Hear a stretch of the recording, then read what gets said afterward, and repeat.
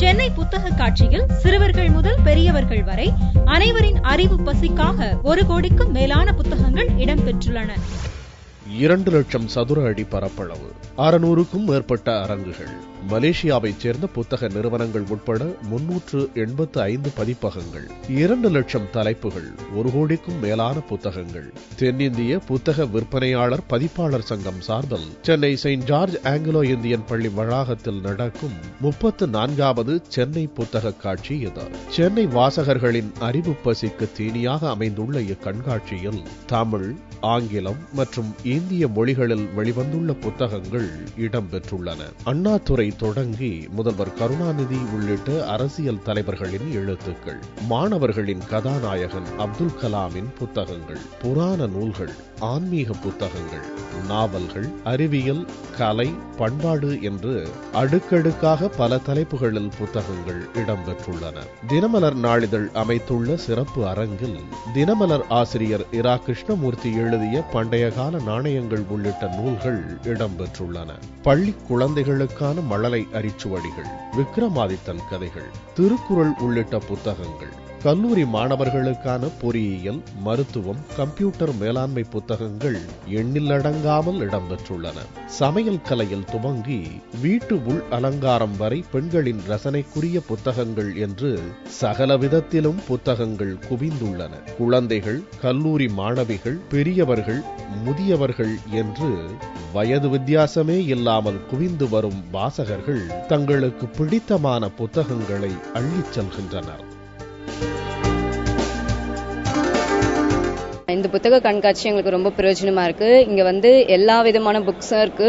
அதனால எங்களுக்கு ரொம்ப பிரயோஜனமா, எங்க ஸ்டடீஸ் சம்பந்தப்பட்டது, அது இல்லாம நாலேஜ்க்கு சம்பந்தப்பட்டது, சயின்ஸ் சம்பந்தப்பட்டது எல்லாம் இருக்கு. திருக்குறள் புக்ஸ், டிக்ஷனரிஸ், அது மட்டும் இல்லாம பொது அறிவு சம்பந்தப்பட்டது.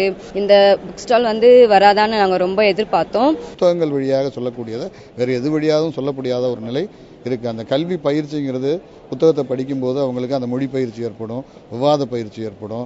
இப்படி ஒரு மனிதனை மேம்படுத்துவதில் இந்த புத்தக கண்காட்சி நமக்கு வழங்குதுன்னு நம்ம சொல்லலாம்.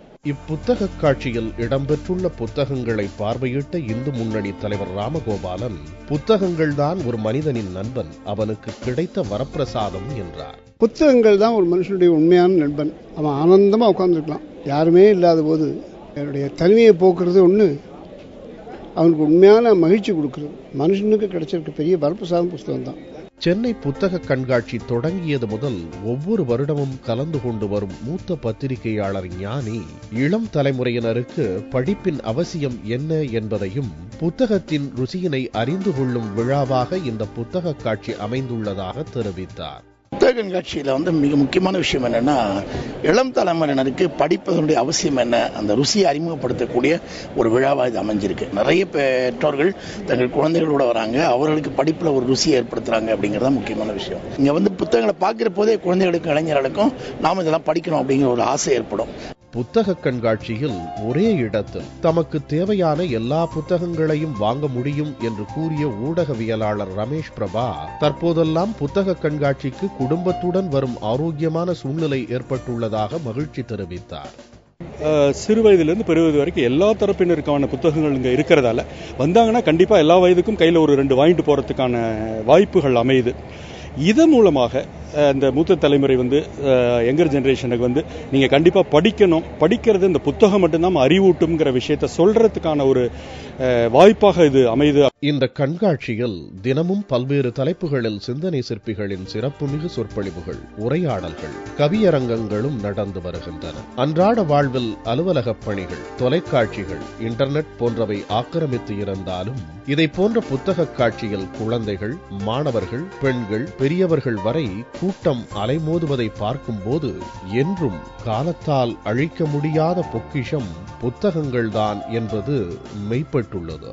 இம்மாதம் 17ஆம் தேதி வரை இந்த புத்தக கண்காட்சி நடக்கிறது.